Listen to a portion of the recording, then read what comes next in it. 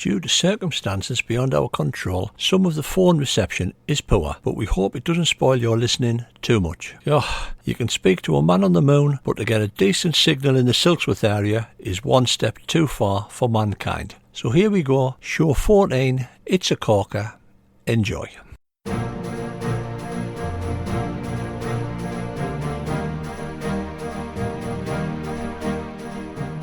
Hi, I'm Richie Mackay. And I'm David Gold, and you are listening to the Wrong Bias podcast. And on today's show, we've got one of the legends of Irish balls, namely David Corkill. A lot of us know David now for his commentary on BBC. We have a chat with David with regards to his career, where it all started, the highs and lows. Also on the show, we've got Richie, who'll be giving us a little bit of a roundup. We'll have our usual competition, sponsored by Alex Marshall Sports. I will be having a little bit of a recap on what's been quite a busy week for the podcast. A little bit of a new concept that we came up with this week, which has been really successful.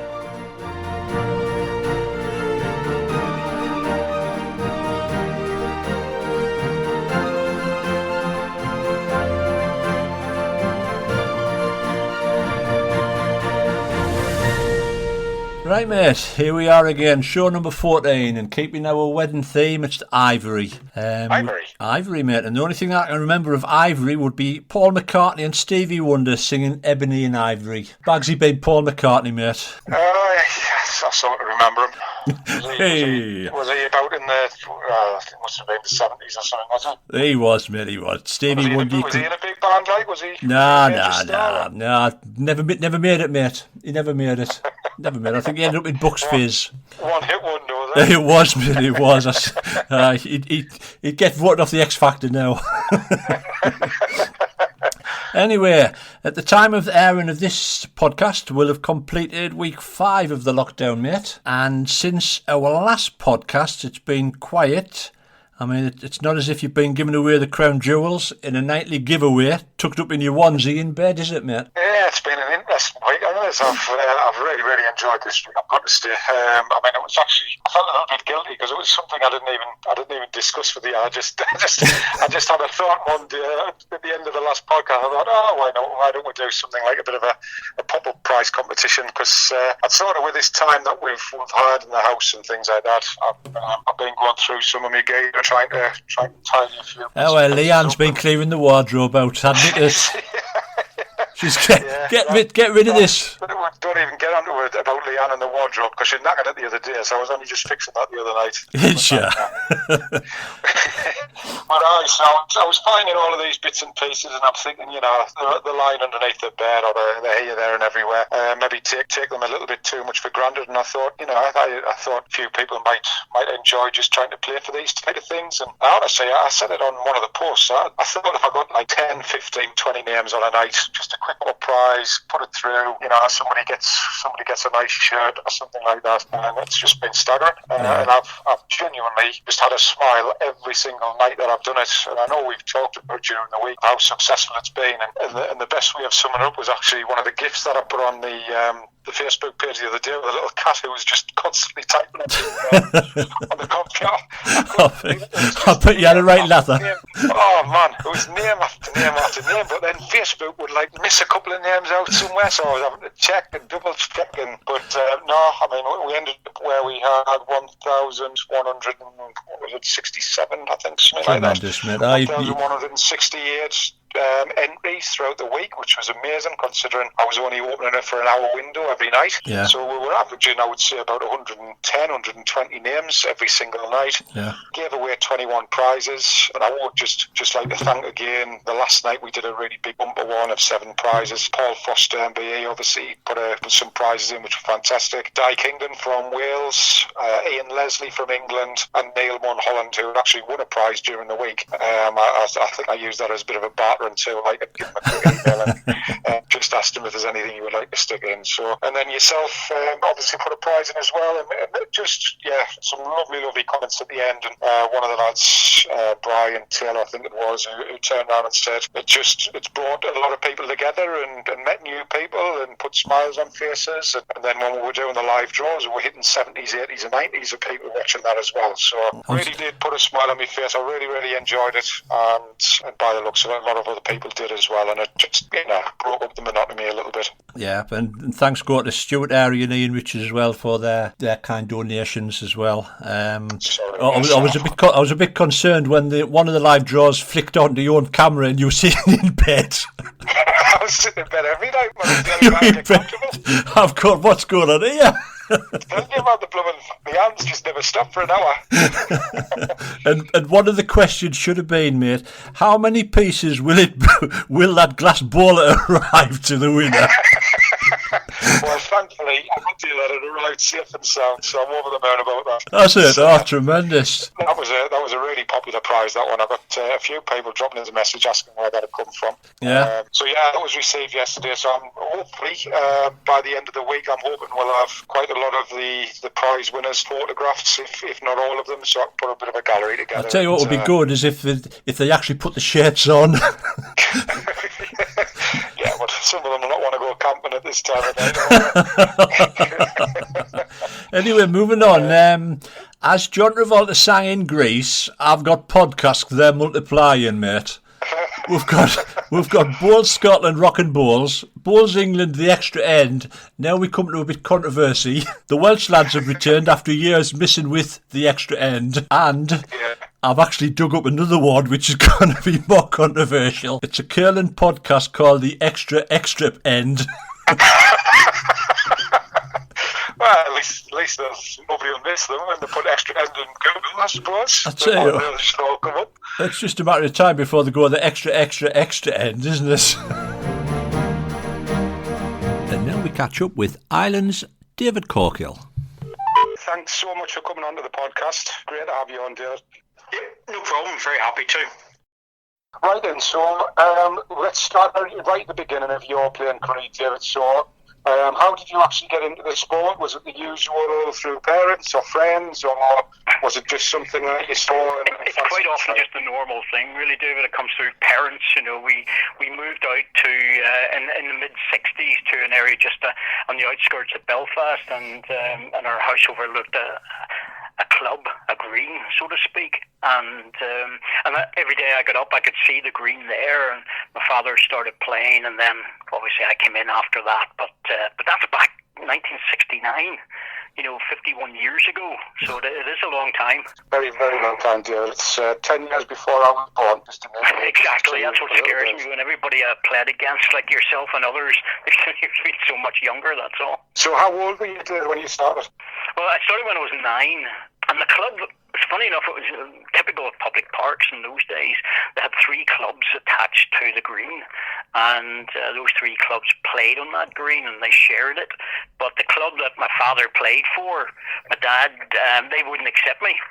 So one of the other clubs said, yes, no, we'll take you in, and I started playing proper league bowls when I was 10. What was the reason for them not accepting you, Dave? Just age, I think. I think they were just there was no bar, obviously, being a public park, so there was nothing restricted. They just decided they didn't want anybody in before a certain age. That was all. They changed their minds a little bit later, not too long after that. But by that stage, I was already playing for Sandown Park, and I just decided to stick with them for another few years. It just seems a bit of a common theme back in that era. It seemed to be, from my perspective. I stayed loyal. The Sandown Park was a junior club, as it turned out, but I just stayed loyal to them. And the other club, Gilnahert, was a senior club. I could have played in senior bowls for a long, long time there, and representative bowls as well, I presume. But I had to leave Sandown Park to progress in my mid-teens. And instead of going to Gilnahert, who, to be honest with you, didn't want me when I was younger, I said, well, that's fine. I'll go to Knock, which was a very well-known private greens club. And it was only a mile down the road, so it was very, very handy to me, and I spent 25 years there. Richie, just while we're on there, did you have any issues when you started when you were younger? No, not really. No, I mean, I started in 1980s, so it was more probably on the green. I would have said, you young lad, you mind your P's and Q's and you keep out the way, which I think probably all three have probably experienced, I would have thought. David, would you have had the same issues in Ireland, possibly? Oh, absolutely. Well, certainly whenever I was at the first club, everybody was Mr. for a start. You didn't use their first names. Right. There was that sort of respect because of the older guys. But there were a couple of young lads with me and some very good ones too. Yeah. But again, within the club environment, we all had to move on. But it didn't stop an entry to an open tournament being sent back to me one time because I was 14 and they didn't want me playing in an open tournament. They didn't want the young whippersnappers to beat them, that's what it was. I'd played before I played the year before, and what happened was I sort of got to give a bit of a run. I won a couple of matches and stuff like that, and all of a sudden they sent this back to my dad when they put the entry through, and didn't give any reason for it. Just the two guys that run it in the club at the time just didn't want me there, so fair enough, that's okay. So as it turns out, I'm now playing for that club. It was after a long break of playing with knock and then taking a break in the outdoor for a long time, but that was different reasons for taking a break, and those reasons we'll get into during this. Yeah. Not too controversial, but it was interesting. So at what point did you start to see yourself as a player to beat? At what sort of age did you think that was sort of kicking in? I think really around about that sort of 16, 17, to be honest, was the key to it. Simply because I played in a few tournaments, I'd done well, got to the final stages when I was about 15, 16. And then when I was 17, I was picked for Ireland to play in my indoor internationals. But having said that, I'd already by that stage won a couple of Irish titles, indoors and outdoors, and so it was an opportunity as well. So, you sort of get to be known. And I think at that stage, Irish bowls had a lot of sort of young players were starting to come into it. And I think they were looking for a change. And they took that risk. How old were you when you won your junior title? Well, it wasn't any juniors. It was all seniors. All right. We didn't have the under-25s as such in those days. All right. So that wasn't introduced until into the 80s. So it was really senior titles that I was involved in winning with the Irish fours, indoors and outdoors. Yeah. When I was 17. That's tremendous. So I was playing with very experienced players, and again they were prepared to play with me, and I was very happy to play with them. And we were quite successful. I was watching the Bowls England podcast a few weeks ago, and John McGuinness was on there. He mentioned a particular game that he played against yourself. But aside of the game, one thing that stuck out, what he mentioned, was that a lot of people could learn a lot from how you used to prepare for your games. Could you just obviously give us a little bit more understanding of what he was meaning by that and where that actually came from? Well, he preceded that, of course, by telling people that he had beaten me. But that's my view. Every time somebody says to me, "Oh, I played against you about 30 years ago or 35 years," I said, "Did you beat me?" And I said, "Oh, yeah." Just a normal lads. That's not unusual. Look, John and I are good mates. We've known each other a very long time, and I think, to be fair, I think my preparation's always been based on the fact that I do everything I possibly can to make sure I'm ready for the match. And then if I lose, the guy just played better on the day. If I come off and think, well, I should have put a bit of extra practice in, or it was lashing rain and I didn't want to go out that night and practice, you really need to do that. You have to do that. Now, those are the times when you really should be going, when you really don't want to. And those days I was quite fit, I was into athletics and all sorts of things, and played a lot of sports. So from that point of view, I also kept myself very fit. So I always felt that if I was fit, healthy, and done the work and prepared well, on the day I played John, for instance, I was, I'd actually qualified for 3 Irish finals, and he beat me, and he played well on the day. There wasn't a thing I could do about it. And you just put your hands up and say, well done, get on, lads, fine. But you don't want to be reflecting back and thinking, actually, something? I just wasn't ready for that. Bad preparation brings back bad memories. Yeah. That's all. And I think it's crucial also for a lot of people to realise, especially if they're playing early morning. You know, I used to see the guys, especially at the international level, getting absolutely ripped into a massive big fry at about 8:30 in the morning. Guys, you know, in 90 minutes, this big fry is going to make its way to somewhere you don't want it to be. Yeah. So, you know, don't do that. That's the sort of preparation that I would be thinking about. But also, you know, stretching and making sure that your muscles were warmed up and stuff like that as well. You sometimes felt that these guys should be thinking this way, but in some respects, actually, I'm glad they don't.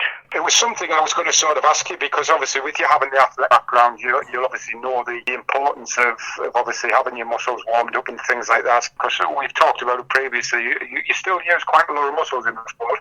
Oh, absolutely. You still, up to a point, I still do the best I can with regards to the way I prepare and all the rest, but I'm a lot older now. But I do like to see young lads going out and looking the part as well. You know, look well, feel well, and play well. Players like David Bryant and people like that. Did David go through similar sort of routines pre-match? Was that something that he was quite prominent with? Did he used to do a lot of fitness work and prepare well for matches? Well, he kept himself fit, put it that way. David was very careful, apart from the pipe, of course, which was ever-ending and the thing never stopped.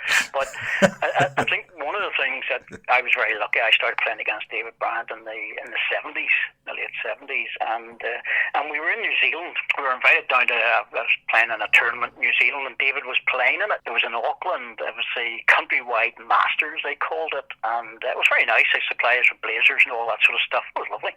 But I roomed with David, and I was only about 22 at the time. So you can imagine this god, this giant of my sport, and I was rooming with him. And the one thing that really surprised me more than anything else, when you get to know someone like that over a week or more, that the pipe started in the morning and virtually didn't stop until he was going to bed. No.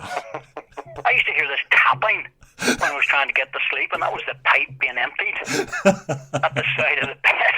And that was just David. It was almost like a crutch to him. But he was able to focus himself that way. And even whenever the sponsorship dropped down from the point of view of smoking with the Falcon pipes, he actually would still use the pipe, even though he wasn't smoking. Right. He would actually still use the pipe, and I can still see him in different places where he wasn't smoking the pipe, but he was still using the pipe. So it was obviously all part of his persona. And it leads into that sort of whole thing of going through pre-match routines and doing the same thing throughout a match, potentially a bit like a comfort blanket. It's something that's there which has helped him with his concentration. That or superstition or whatever the case may be. I think in his particular case that's what it was.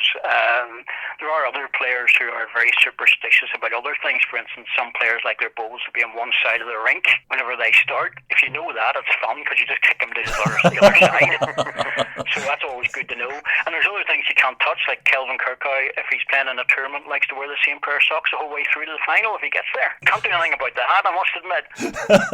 Let you pinch his socks out of his back. Exactly. But he's a superstitious guy, and some people are like that and some others aren't. But there's always ways and means when you get to know against players. But to me, you know, David was just on a different level, and he cost me a hell of a lot over the years in terms of tournaments and events.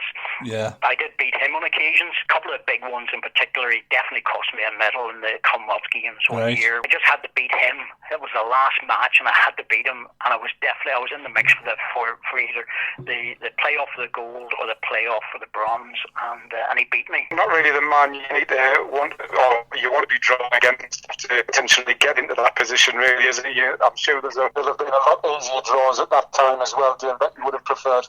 Well, it was just a situation around Robin. I just happened to be in that section along with Rob Perella, who had just played before that on the same day, and Robbie hadn't won or hadn't lost a match, and he had 2 games to go. So it was just a matter of beating me, and then he was safe for medals, and then after that against David it was just a matter of how many. But as it turns out, you know, I beat him, but not before he acted up a bit and on the green and stuff like that. But that's just normal for some players. Yeah, I've watched a couple of videos with Robin, and he liked to drive as well, Rob, didn't he? Oh, one of the best in the world. No, very, very accurate. Played against him in the early 80s in Australia. So good. Different player on and off the green. In them days, it's probably classed as gamesmanship now, David, or? Oh, Robbie was great for it. Oh, yeah. he was beating me 14-1, and in the Commonwealth Games in 19 Auckland, it was 25 up, and at 14-1, he was cruising along, not a murmur, just playing his normal game. I suddenly switched on, got right back to 20-all, and put my first ball bang on the jack, right on the noggin, and he took off. he went walkabout. Did he? And we were all standing around, and I said to the Australian manager and the umpire and the mark, I said, where's he gone? I thought maybe a wee comfort break, yeah. Well, it's the time of the game, maybe fair enough, okay, no worries. 10 or 15 minutes later, you're sort of thinking, is he coming back? And then he came back and then played his first ball and killed the head. And I'm thinking, oh my God, like what's going to happen here? This is just, what's happening? And but as it turned out, I beat him anyway. I think he scored one shot or maybe no more after that. But players do whatever they need to do sometimes, and whether they admit to it or not, some players are prepared to. But then again, you take him off the green and he's a super bloke. Probably are, yeah. I mean, you generally find the lads that will talk to you for 99% of the game, and then you get back at them, and all of a sudden they go very quiet. I think that's the most commonest one I've come across. Yeah. Absolutely. I've played against players that walk off 5 or 6 or 7 times in the match. They go to the toilet, whatever they do, they tie their laces, whatever they do. But, that's their way of doing it, or they slow the game down, or they quicken the game up. Yeah. There's all sorts of things which either goes into management of the game or slips into gamesmanship. Yeah. And it's a very, very thin line, lads, where you go with that. It's sort of the Muhammad Ali boxing, I suppose. He would tell you to your face what round he was going to knock you out, and it was, that was his way of sort of getting a psychological edge over his opponents. And I suppose it's very similar in that fact that some players will think that breaking your concentration or going missing for a while will get thinking more about that than the game that you currently play. Yeah, absolutely. And again, it's all part of their routine or other routines. And I always notice with some players, for instance, they might clap the opponent's bowl. Yeah. You sort of think, in a fours match, you really don't do that very often. But certainly in singles, you sort of think, well, if I start appreciating his game, what's going to happen to my game? But a wee tap on the leg is usually enough. If I see anybody, just a little tap on the leg, that to me just shows respect for who you're playing against, and I have a tendency to do that. But others do it in a more pronounced way because, and I always remember David doing it, David Brand doing it, but I just think that was his nature. But you always felt, and this is the key thing, you always felt, he's doing that knowing darn rightly he's going to go down and beat it. Yeah. You always had that in your head with him, that he had that ability to do that. And very, very few players have that. The greats of today have that. The great players of today have that as well. They've got that inner strength, that inner look which says, yeah, that's a good ball, lad.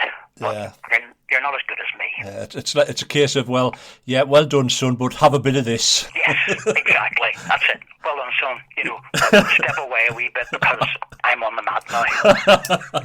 Absolutely. And they always had a presence, and the great players have presence on the green. Yeah. They really do. Yeah. A lot more of my mates, and during that time, you always knew the guys that were hard to beat. So, if you could pick one moment in your career, I know it'll be very difficult. What would be your high moment? What would be the one that you sort of like? Yep, I'll go out for that. I think one of the key moments, really for me, looking back on it, was probably Worthing 1981. Right. And I won the British Isles singles, the open singles at the time. All right.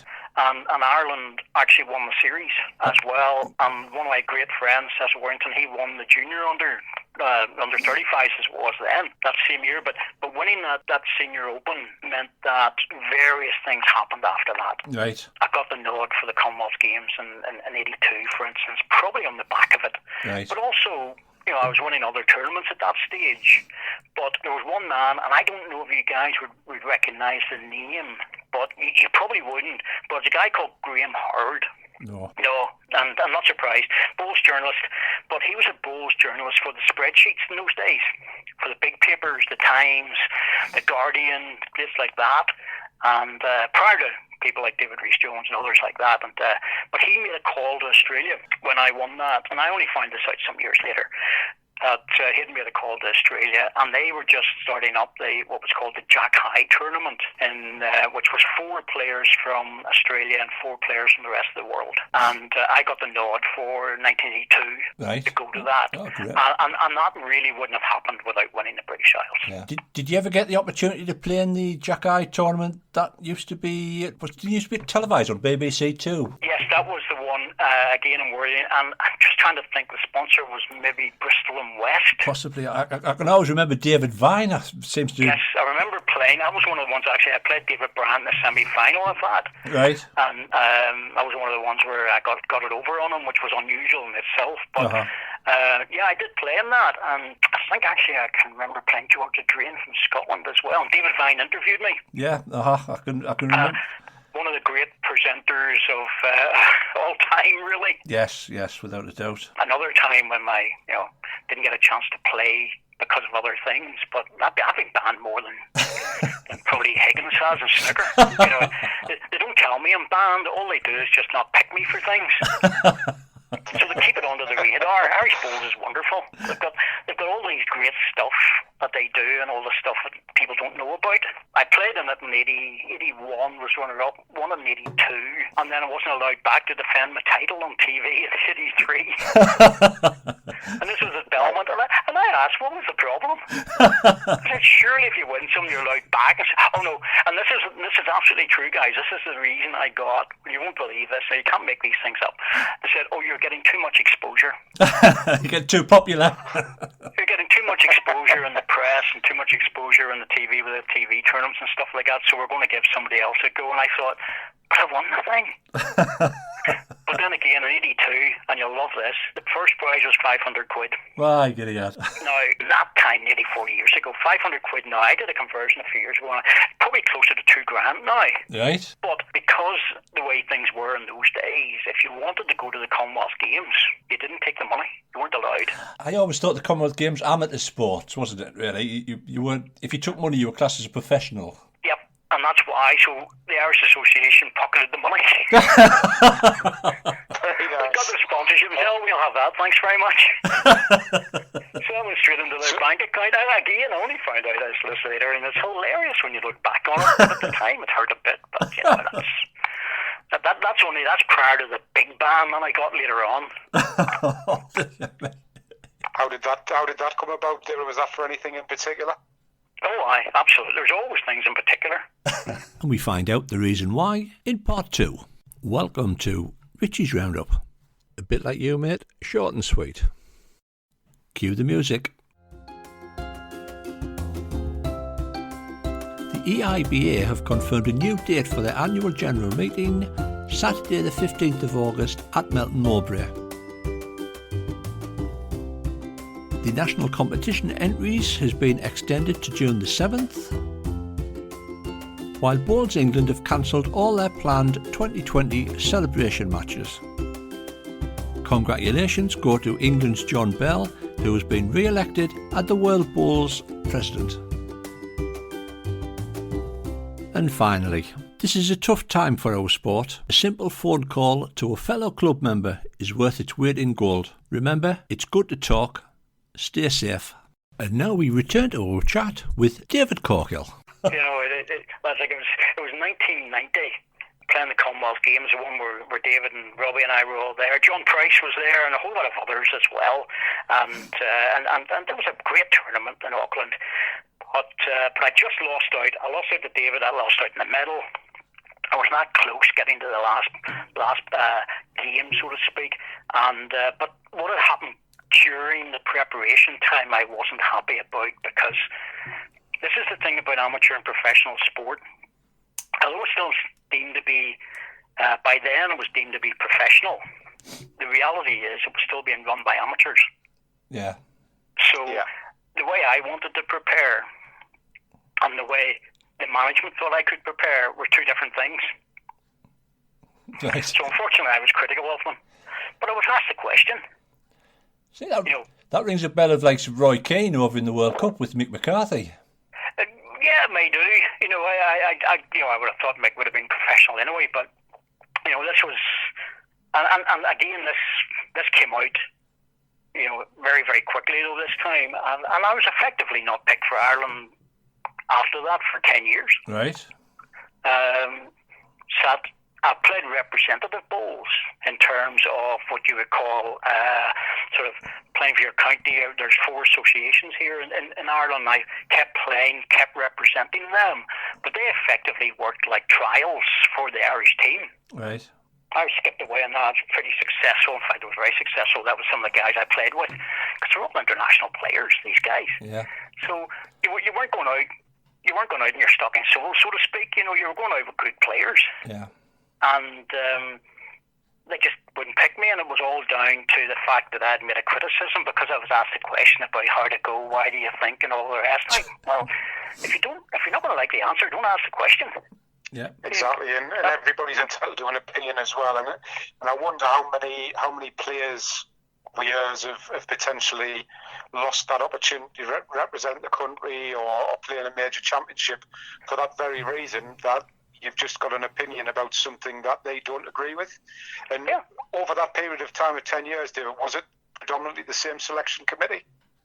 Yes, and it was one or two people that were driving it. I am aware of the fact that one of the selectors resigned over it. But and it was taken to the Irish Council actually by another association within Ireland, raised it why I wasn't being selected, but it was just knocked on the head because these guys had just too much power at the time.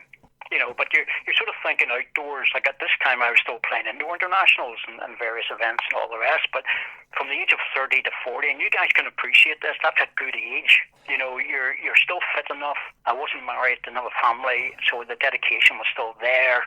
Nothing to distract me. And from my perspective, with the experience, you're sort of thinking there's big events here, and you should be at them, and you missed out.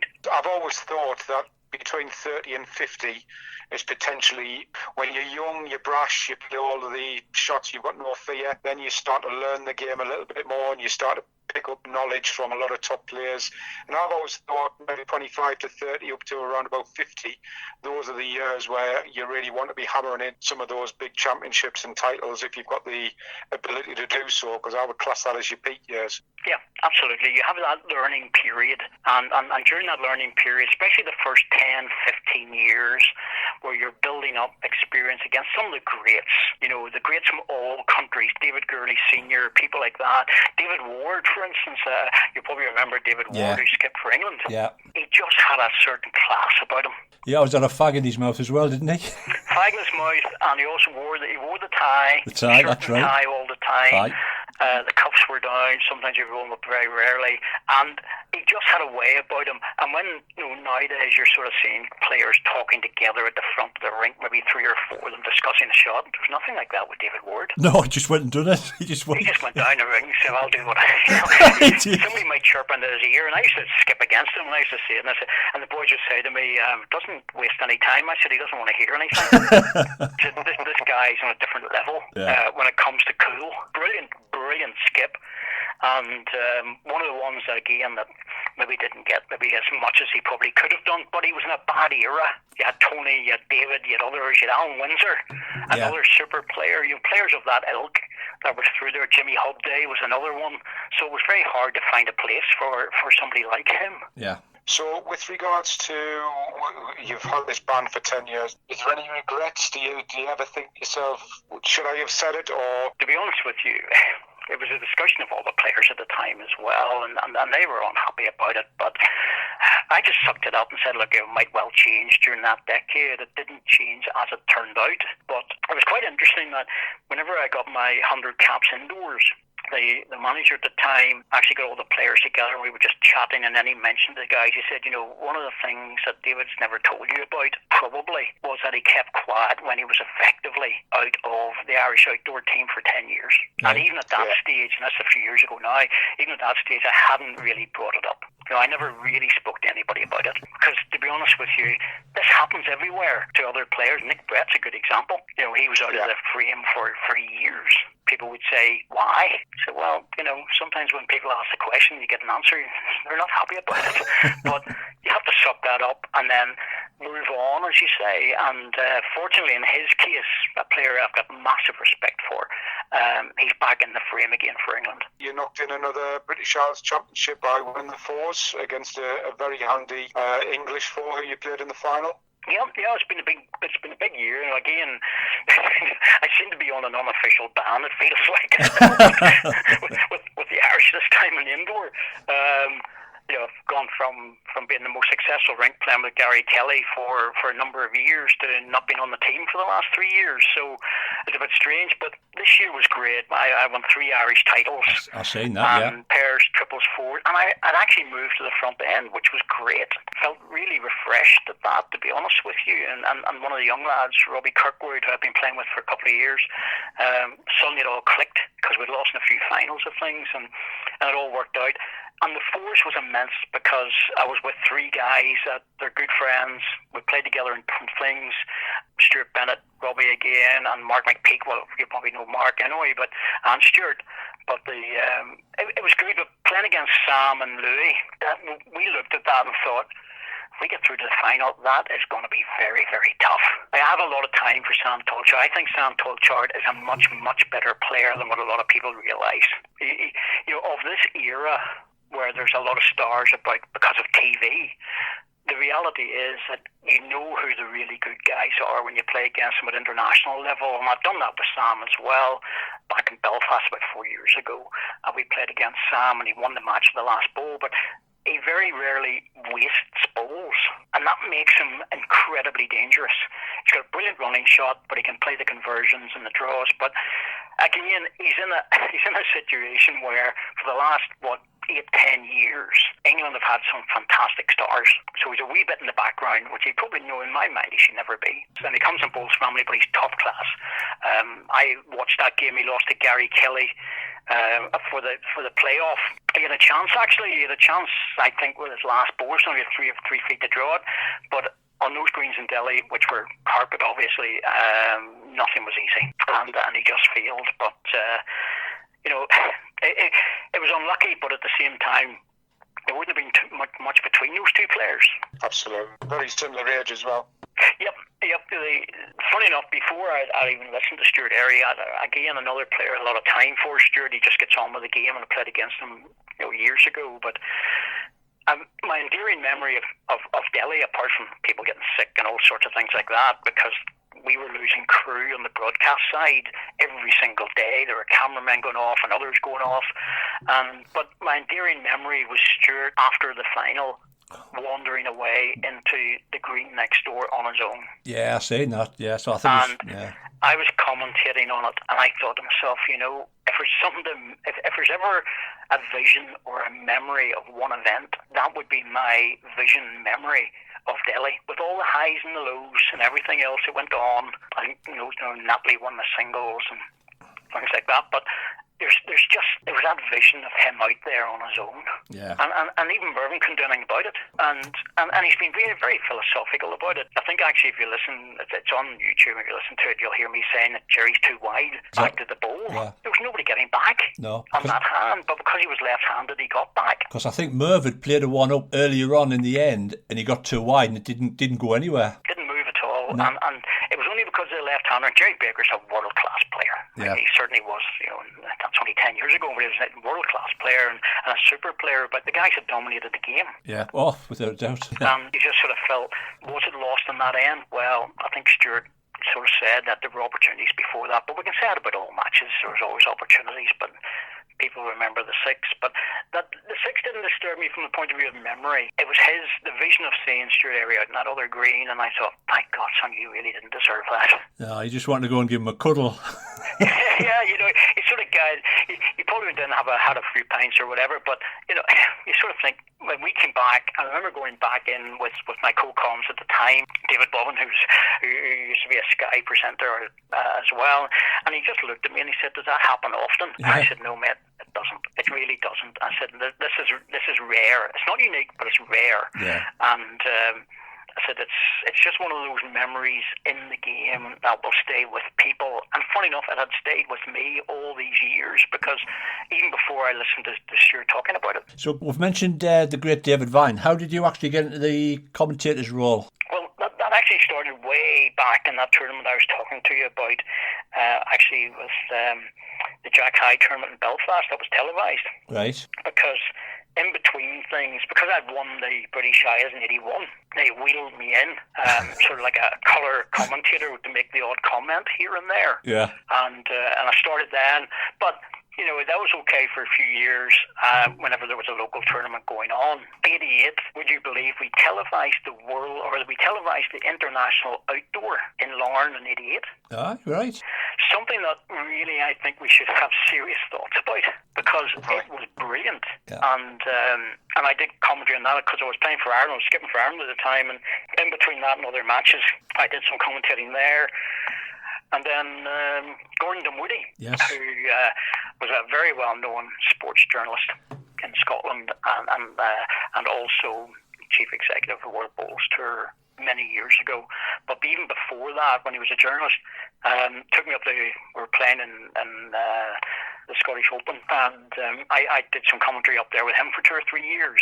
And then it all sort of calmed down, because TV was pulling out of the game really during the 90s, and a lot of big tournaments we lost, and a lot of big sponsors as well. We lost massive tournaments. Yeah. Things like the Super Bowl with Liverpool, Victoria, and Bristol and West, Saga, Yeah. Midland Bank.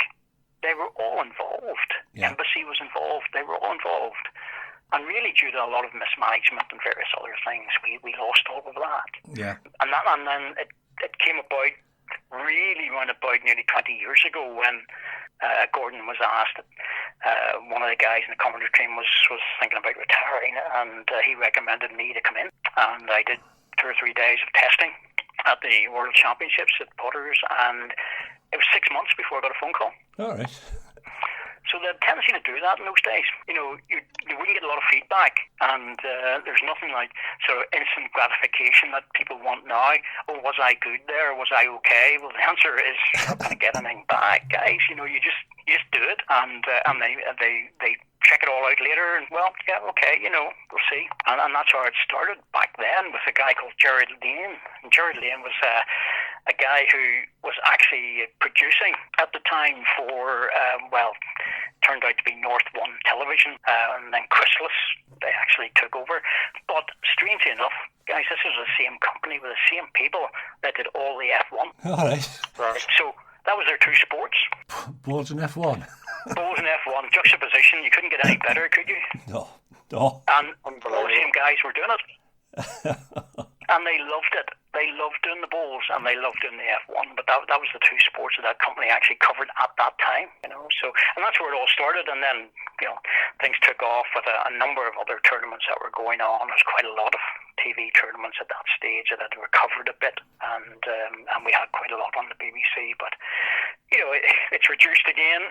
Sponsorship's a major problem. From the commentating, then David, we had another little bit of a step into something which I'll be interested to know how many of our listeners remember about this. But you got the opportunity to go on a game show called The Edge. It's about brains and balls, knowledge and skills, success or failure. I think I'm doomed. Who will play it safe? Don't go over the edge. And who will push it to the limit? I love this show. The Edge, a new afternoon quiz show, starts next Monday at 2:15 on BBC One. Oh yes, that was a few years ago. Yeah. Well, I was doing the voiceover and for the competitors, but that was literally just a phone call message that I got when I came home from work one day, and there was a message there saying, "Would you do the voiceover for us for this game show we're doing?" And I said, "Yeah, sure." You know, it was bowls related in a very loose way. And it just meant that I had to go over to Scotland and do some voiceover stuff. I was never at the actual TV recording. Oh, right. And that's where a lot of people don't realise when you're doing voiceover, that you literally were in a studio for hours after hours after hour, just watching and doing the voiceover at the time. And obviously that takes a certain amount of expertise from the production side. So fortunately these guys are very, very good, so I was able to talk over it. I wasn't there for the first year, I did the second year, I wasn't there for the third year. It didn't catch on. It's another another game show that was tried and didn't work. I mean, the viewing figures for the first series were something like 1.3 million. Yeah, no, they got the figures, okay, yeah. but unfortunately, when it comes to quiz shows at certain times of the day, they're looking for that 4, 5, 6 million. Yeah, you're right.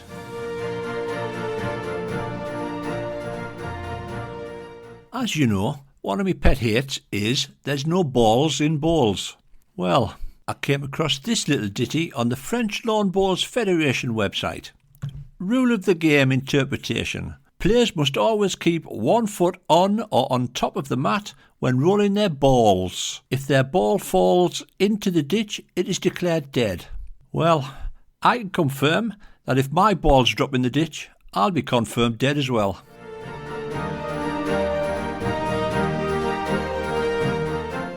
Right, mate. On our Facebook, I raised the question on the back of all these greatest teams and greatest players. What do you define as being great? Obviously, me error in me ways in the photograph was highlighted because they were all fellas.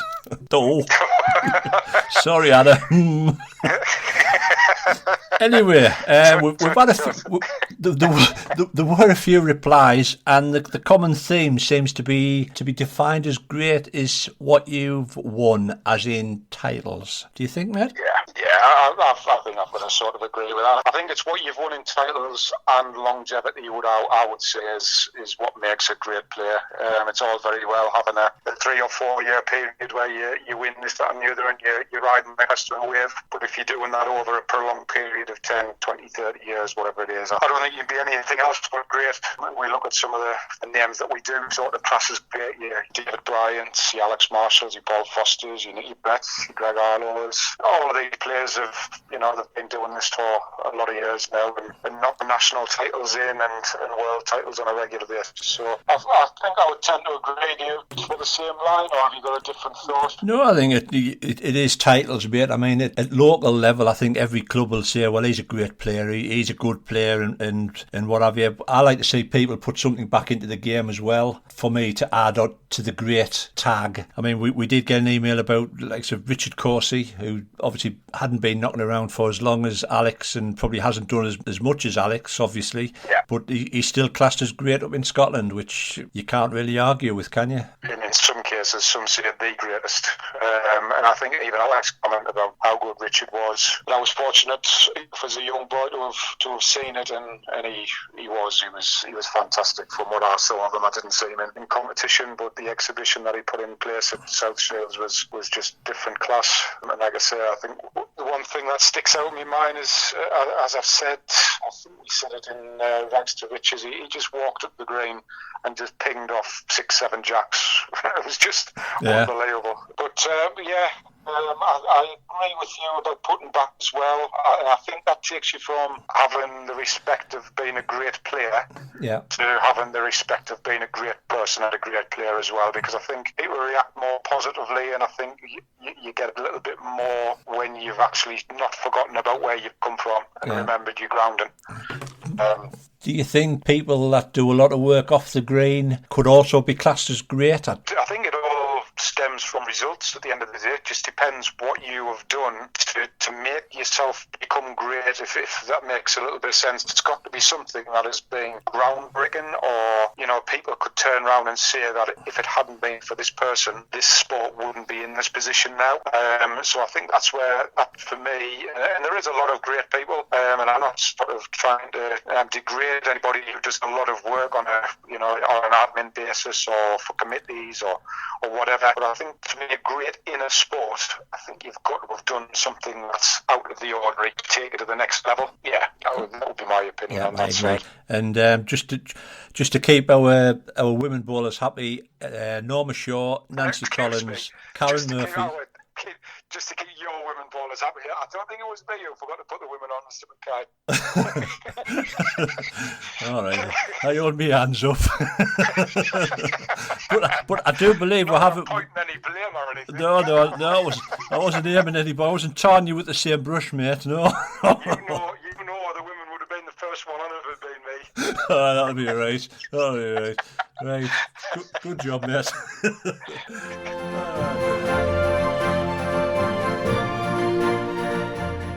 In Part 3 of our chat with David Corkill. It's all Irish. Coming back to the ball scene itself, the Irish setup at the moment. What's your opinion on that, if you want to give it? Put a leading question in there, why don't you?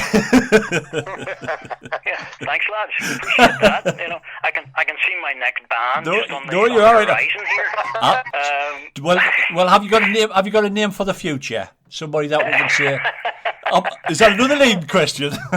Yeah, well, to be honest with you, you know, to be truthful with you, the way it is at the moment is that there's massive changes going on, like everywhere.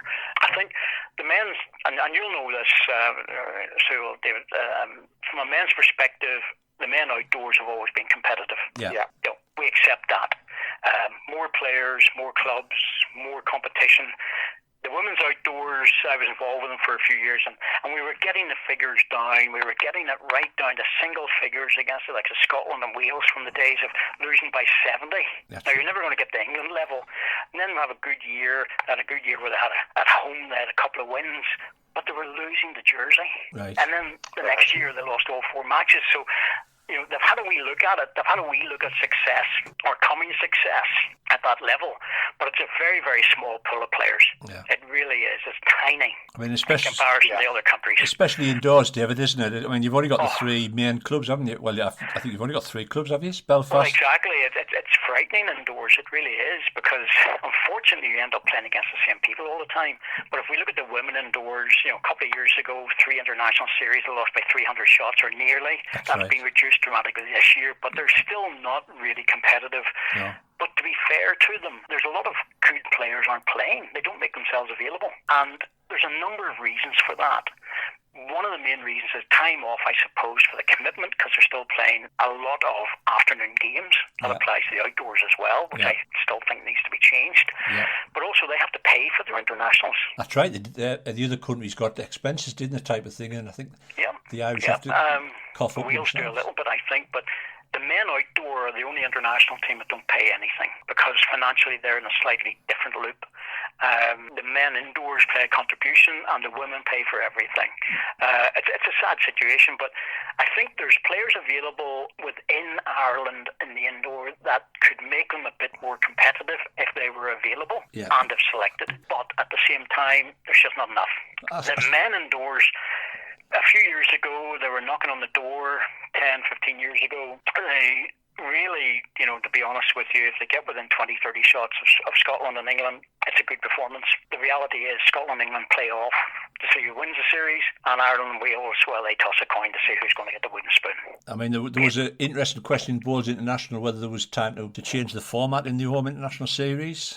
Yeah, well, Trevor Robinson, good mate of mine, played with Trevor at Knock Bowling Club for years, and he's been a good friend of mine for a long, long time. He came up with an idea, phoned me, and he said, what do you think? And I said, well, to be honest with you, Trevor, it has merit, because I'm a bit of a traditionalist when it comes to internationals. I like the 24, I like the 6 rinks, I like the fact that we can bring young players in and do things and experiment, keep some of the old hands there to teach them the way that the game should be played at that level, because let's be honest about it. When it comes to international guys, there's a lot of guys do well at domestic level, but you take them that step further and they struggle. Definitely. You know, and we have to identify those players and just say, look, you know, just ease them away a little bit, because it does them no good to get picked, get dropped, you know, or at the same time, we need pressure on some of the players that have been around maybe too long as well, if they're not performing. Now, the new format that Trevor was talking about was something along the lines of, let's get them out there for 4 sessions of 7 ends or something like that, or 3 sessions of 7 ends. And then whenever you do that, there's no time to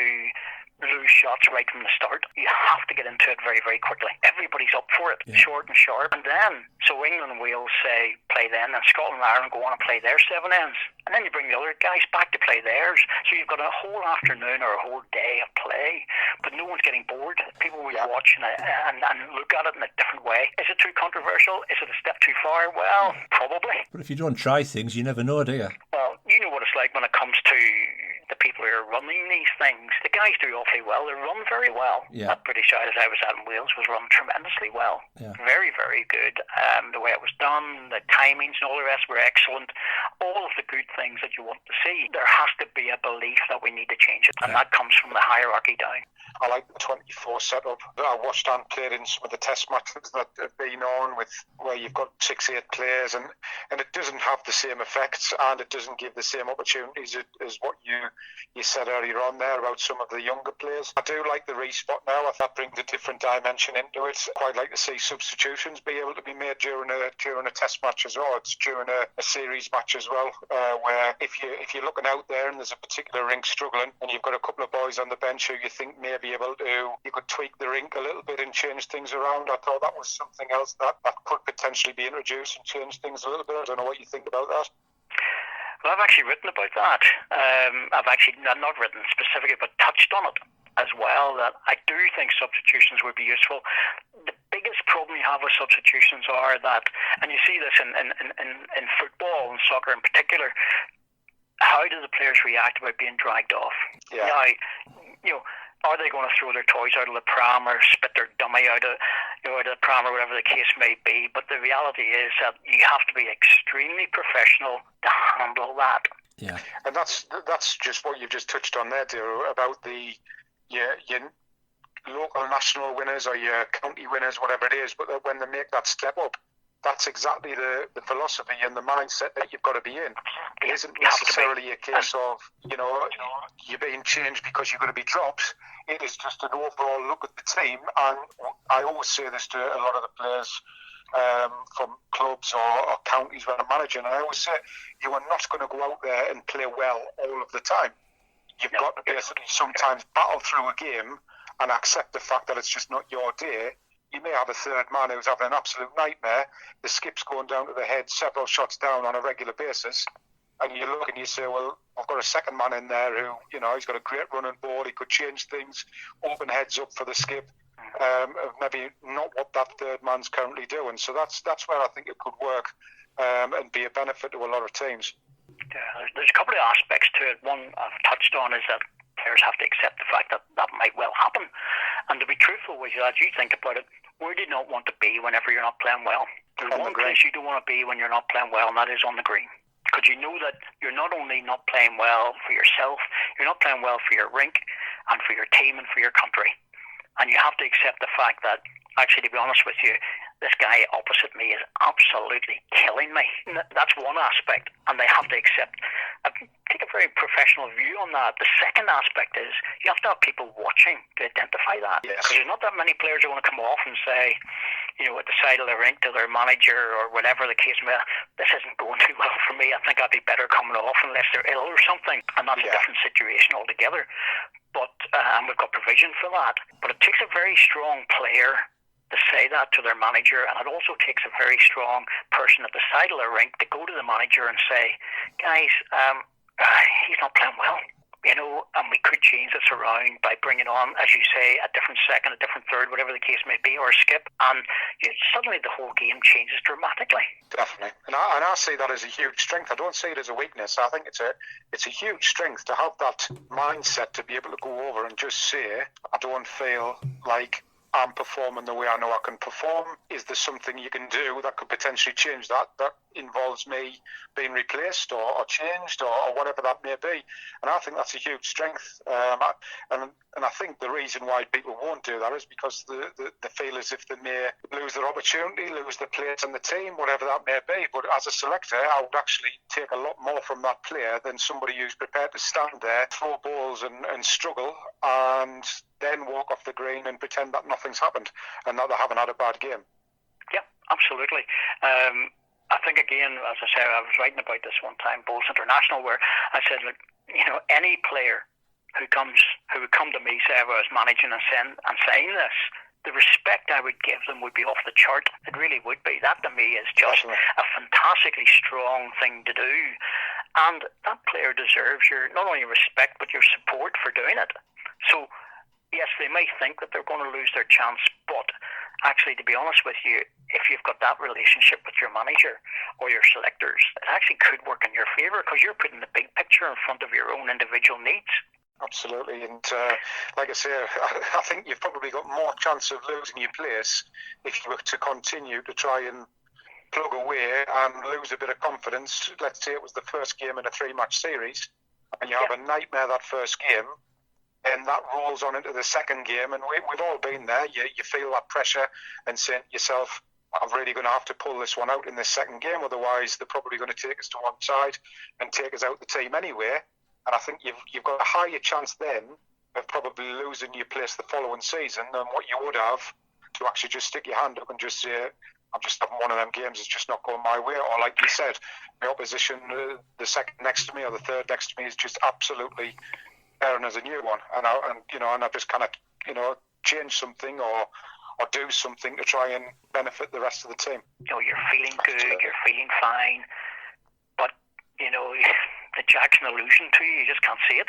It looks like a little marble at the end of the green, and you just don't feel you can get anywhere near it. It's an awful place to be.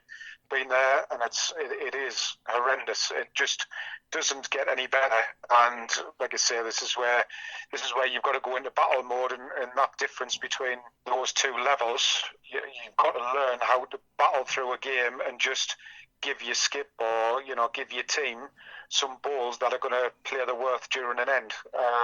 They may not be within inches of the Jack, but drawn 2 foot through the head and giving your skip something to cover at the back or whatever it may be. That if a player isn't playing well, to bring them on and to try and do something with them. Or if you're the manager, people like John McGuinness, for instance, going to Bulls England, that's one of the best appointments I've ever heard of, because he knows the game. He's played the game at the highest level, and he'll know what those guys need because he's been there, done it, and played at the highest level. And not only that, he's got a background and a very, very, he's an intelligent, clever guy. That's a great appointment. Wales are in a position at the moment, they're looking for an indoor manager. Yeah, I saw that the other day, yeah. The likes of Robert Wheel, John Price, people like that, been there, done it.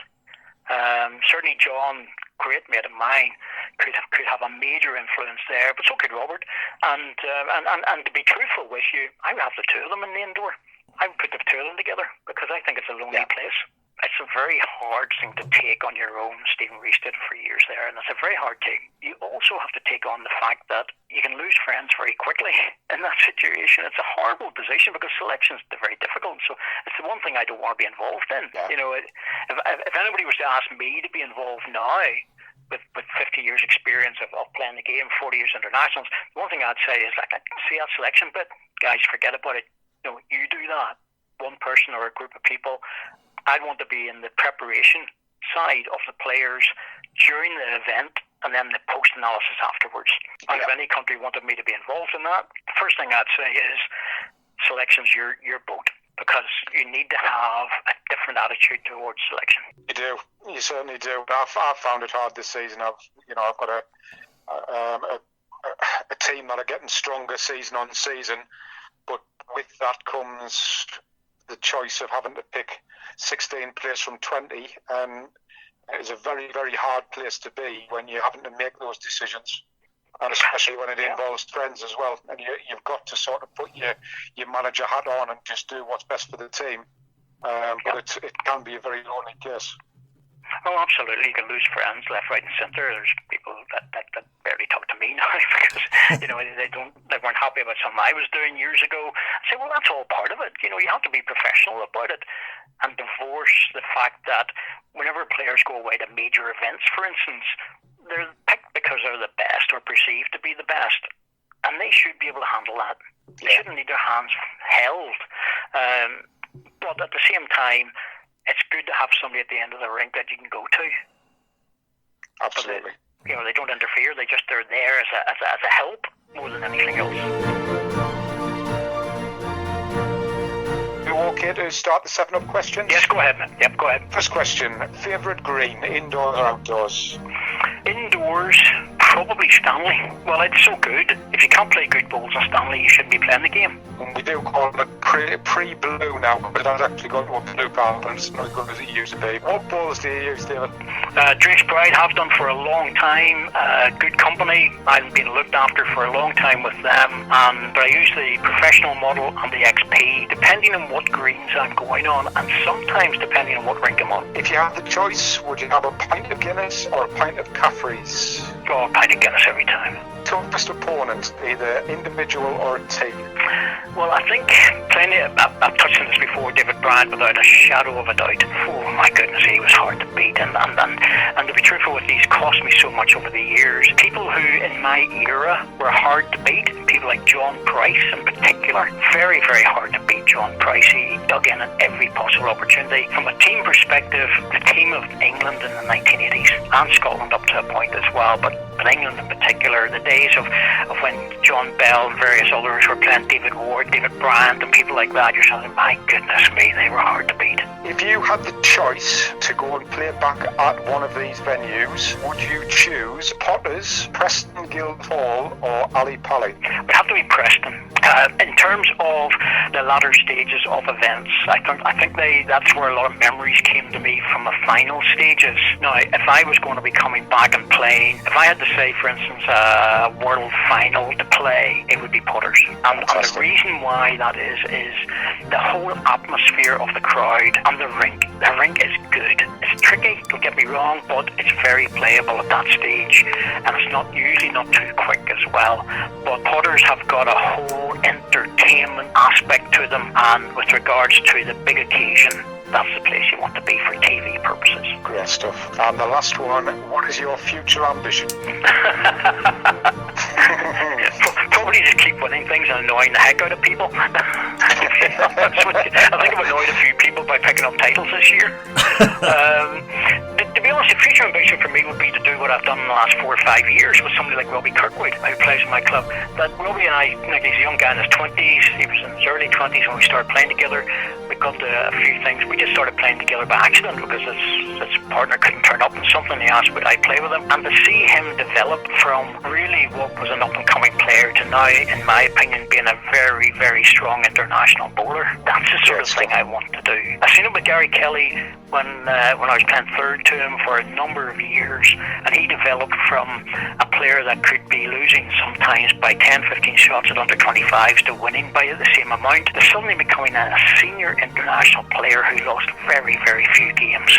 He was a different player when he moved down to Australia than what he was when we first started playing together 8 or 9 years ago, and I love to do that. I love to be involved in the development of young players, because I'm at the end of my career, and I have only a certain amount you can impart on the green, but you can still impart an awful lot off the green. And I must say, I did see your posts after you won your Irish titles, and I thought it was a nice touch. I know you dedicated, a lot of them to a player that you were playing with, and I thought you would take so much from that as well.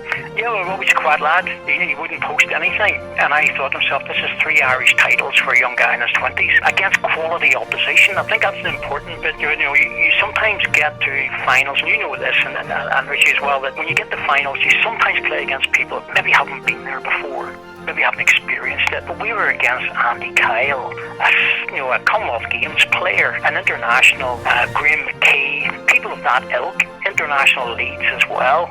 You're talking about playing against players who have been around the world and have been around on the international scene for a long time. And as it turned out, the 2 guys that we beat in the final of the Irish pairs were the 2 guys we were playing with in the Irish fours, Mark McPeak and Stewart. So you're sort of thinking to yourself, like you were winning titles, but you're winning them against top-class players. That's why I put that on, because I thought this guy deserves more than what he's getting. That's your 7-up questions, Matt. Thank you very much. And now it's time for a little bit more history. Did you know that the bias was introduced inadvertently in 1522 by the Duke of Suffolk? Apparently, his ball split in two after striking other balls, and he took a knob off the stairway banister post for a replacement. The flat side of the knob caused it to roll with the bias, and he experimented by curving his ball around the others. The word spread, and biased balls gradually came into use. In 1588, Sir Francis Drake was playing a doubles fours game against the Dog and Duck, and it was always thought a messenger interrupted that game to say that the Spanish Armada had actually been sighted. In fact, according to the local paper, the Half a Crown, the messenger actually said, "Frankie, the away squad's just picked up a 6, so there's only one in the game. Keep it tight, son." Aye, thank you. God, who writes this stuff? Get me my agent on the phone quick. And now it's time for the finale in our chat with Ireland's international David Corkill. We had an email from one of the lads when we mentioned that we were going to have you on the show, David, and you must have been talking about it during one of the Potters World Championships, and it was about on the mat, and does moving to the outside of the mat to get the ball bending earlier, or vice versa. Does that work, do you think, or...? The use of the mat, which is a science in itself. Yeah. It's years ago working as a coach, one of the first things I would have done would have said to the guys, or some of the girls that, let's look at how you use the mat. And I've actually sat in meetings with manufacturers and had this discussion with one manufacturer in particular, and the guy was saying that they manufacture at a breaking point all the time. And I said, yes, that's fine, a test table. That doesn't happen in real life. In real life, you can make a ball come back a bit earlier to trundle in the head in a different angle. You can go to the front inside edge, and that ball won't even attempt to break back until it's at least 3/4 of the way down. Yeah. One of the biggest problems of all was I was watching something from Australia recently, and the breaking point on some of those balls were 3-4 yards from the jack, simply because they were so straight. But you can use the mat to help that if you want to. I've got to hold my hands up and say that I've never particularly thought about using the mat. My delivery's generally been very similar, and I've never thought about trying to edge one way or another to try and get a bit of a better angle. But if you look at where people stand on the mat, you can really see if they're trying to help the ball get back into the head again. Well, Paxton does it a lot. He looks to see if he can do that. Other players, all the top players do it. It's automatic for them. They don't even think about it. But other people don't need it. And other people think, well, if it's a straight hand, I'll just play where I naturally play and keep the ball in. That's okay until you go to somewhere like some of the indoor carpets where it feels almost like there's a shelf there. You go down a narrow line, the thing dives away like crazy. So if you go to the outside of the mat, pump it out an extra half yard, you miss that shelf and you come dipping in it towards the end. It's not difficult, but there's about 9 positions on the mat that you can use to have a different effect. Well, I'm a cuddy hander, I'm a left-hander, so nobody can follow my line. It's more to do with natural talent then. Yeah. Before we wrap up, one last question for you, David. I know you've been playing for 50-odd years. If you could do one thing for the state of the game, what would it be? There's no doubt about it, is suffering. In terms of numbers, we're losing clubs, we're losing individuals, we're losing competitions. It's very, very difficult at this moment in time. I think the only way really for any game to get going when it's in a slump is, well, first of all, you stop that drop, and most clubs, to be fair, are doing everything they can. Yeah. They really are slowing the exodus of people leaving the sport. But exposure is the best recruiter of anything, anywhere, and that is TV exposure. There's no doubt about that. That if you get out to millions of people over a period of a year, you're going to pick up a certain amount. Now, you're not talking about picking up 10 or 12 or 15. You can have all the things and all the help you can for all the young players and everything else, but the reality is we need to do that. We need to get it back on TV again. And the only way to get back on TV is money, because money talks. Yeah. And Australia have been a good example of that. UBC Bowls, that's all money driven, and they've got the big clubs to do it. But if you watch something like, as I was a while ago, a state final, there was about 40 or 50 people there. That was it. Yeah. That's normal. And those are just normal bowls, but top-level players. You take them to the TV one, and all of a sudden everybody's on social media saying, why can't we do this? Why can't we do that? Matchroom actually did it. It did, yes. But unfortunately, because the rules were different in that matchroom, you had the bonus ball, you had all sorts of things. And you had the top 8 indoor players in the world playing in Potters and then over in Cyprus. And that's the sort of thing that we need back again. But if arguably one of the best promoters of sport that we've ever seen can't do it, and give it a good shout, to be fair, 4 years was a good shout, so he still couldn't make it work, so we have got a problem. But ultimately it is about sponsorship, because if money comes back into the game, we get things on TV, and then all of a sudden bowls is seen a different way. But we do need to change the format up to a point. We need to make it more interesting, more exciting, if we can, in some of the smaller events. And we need to look at experimentation again to make it a bit more exciting. And we also need to bring more players from the Southern Hemisphere up. Yeah. I think that's an absolute definite, because in the World Championships, a good example of the World Championships in the match play ladies, one player from New Zealand, not enough. And we're not seeing the world stars. No. We need to get the likes of Joe Edwards and people like that up here. That's a player who is world class in every possible way. and people in the UK barely know who she is. So that tournament needs to change in so many ways, and that will be discussed. I'm absolutely certain about that, because it got a lot of criticism this year, and the same at the point with the open ones as well. We've got a format at the moment which allows people to go into things, but we're still not seeing some of the best players. Well, David, it's been an absolute pleasure talking to you about your career and obviously the bowling side and off the green as well. Richie, was there anything else you wanted to that's tremendous, mate. It's been great listening to you, David. Tremendous, mate. I've listened to you on the telly. I've seen you when I was about 16-year-old bowling on the telly, so it's great just to catch up with you. Thanks, Richie. Much appreciated. David and I go back a long way, back to the Stanley qualifying days and things like that. So that's right. You know, there's old memories there. And I'll try not to get you banned again when I do the editing. You probably have now.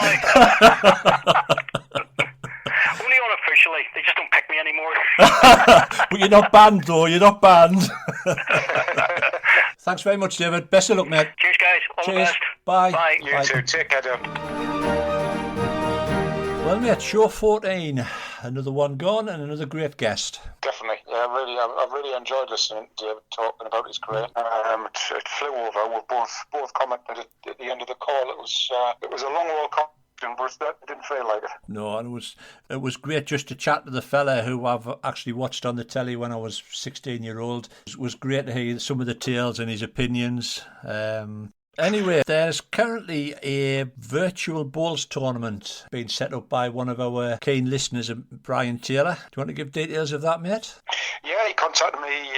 Obviously, it was in relation to Nigel Williams contacting us via email for the update we gave previously in relation to the England-Scotland charity match. So Brian's been having a think about what he could do to raise some funds, and he's come up with a little virtual tournament. He's looking for 32 players. The computer and the way he set it up will just randomly generate scores throughout a 9-end game. So it's a 50-50 chance basically of winning. And all he's asking is that you put a minimum of £2 in, and they are going to match whatever the takings are. And I know they've raised over £100 odd, about 124 with gift aid, I think, which is fantastic. And it's a nice little thing. It's been taken, it's obviously been taken to. People have seen it and been interested, and it's just a little bit of light-hearted fun. Whilst there's a bit of money for charity as well, which is great. Yep. If there is any spaces left by the time this goes out on Friday, then by all means jump on there, but hopefully we'll have had all 32 entries and the money will be in place. And speaking of charities, I do believe you're going to do a little bit of a run, mate, in aid of the 2.6 for Disability Bowls England. Yes, I am indeed. I'm really, really looking forward to this. So am I, mate. Well, obviously, during these competitions that we did during the week, I said, I'd seen the updates from Disability Bowls England, and I thought, right, let's see if I can get any interest for £50 for us to do 2.6 miles. A couple of people jumped straight on there, and I sat long and hard, and I thought, it was just my physical state is in much shape or form going to get me 2.6 miles in one fell swoop.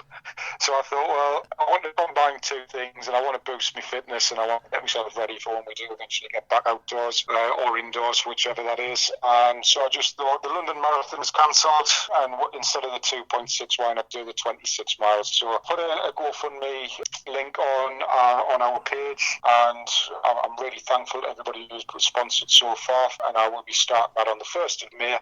And the equivalent of 26 miles is 106 laps of the athletics track. So that is what I'm going to be doing. Luckily, I've got a track right next to me, so I'm going to be going down there, and I will just gradually build it up from probably 2 laps initially, then up to 3, then up to 4, and hopefully I'm aiming to try and complete it in around about 15 to 20 days, which for me will be a feat in itself, because I am not a good runner.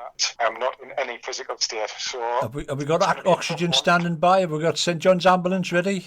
Well, mate, honestly, we're going to need something, and the biggest lap's probably going to be that I'm stupidly going to give some live updates after I've finished the run, so I will be blowing out my backside. Well, didn't it be video on you blowing out your backside bit? Yeah. So we'll have to put a parental guide on it. If nothing else, miles. I'll get through it one way or another. If anything happens, injury-wise or anything like that, I will walk it if I need to. But I will do the 26 miles. And if anybody would like to put, a £1, £5, whatever it may be, that would be much appreciated. And it's going to a great cause. Disability Boys England, who don't receive any funding and have got to generate their own funds as well. Tremendous, mate. Tremendous. Well, I done me 2.6 for you. I sponsored you 2 and 6. Fantastic. Thank you, mate. 2 and 6. Much appreciated. All the money. Let's get Run Forest Run, Run Bolty Run. Let's get them out there. Great, mate. Watch what you're doing, though. Because it'll be a long old podcast if I've got to do it by myself. Hopefully I'll get my breath back by then. So maybe Great. And there was one other thing. Vipers TV, mate. A little dabble into YouTube for your South Shields lads.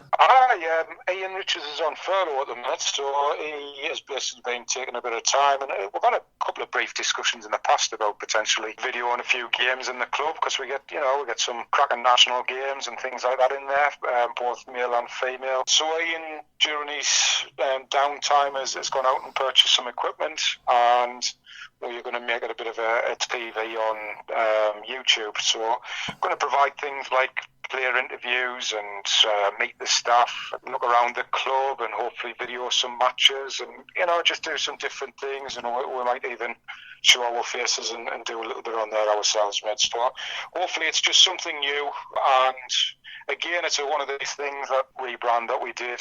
We're hoping that it might be, if it seemed to be effective, then other clubs might follow, and again, just try and push the sport in a different direction. Well, that's right. I mean, it's like the same as this, isn't it? When we started the podcast, we didn't know, obviously, there was a podcast earlier on in its entirety, but we kicked this off, and this has gone well. So I'm sure with the Vipers TV, it'll probably go well as well, mate. Well, we talked about it during David's interview, didn't we? If you don't try something, you never find out. That's right. We always said if it fell flat in its face, then what's the worst that could happen? We just, turn the microphone off and say, we tried. That's right. It didn't work, move on to something different. So hopefully it'll come off, and worst case scenario, we'll get a few bits of balls live streamed, and people will enjoy tuning in. So we've had quite a few subscribers already, and it's free, so it doesn't cost anything. So just we'll stick a link on the Facebook page for people to subscribe to it and dabble it and have a look at it. And I hope it'll be a success for you, mate, because like you say, it's something new, something good for the game. Any exposure has got to be good for the game. I don't care whether it's good or bad. Well, that's number 14 done and dusted, mate. I'll just nip off and make some sandwiches and a packed lunch so I can get all this editing done. Yeah, you've got a job and a half on that one today, mate. But I'm sure everybody who listens will have enjoyed it as much as what we did listening to David. He was a very interesting gentleman with a very sort of informative career of a lot of things that he's done. So. Right, okay then. Well, watch what you're doing with your run, and we'll catch us everybody next time.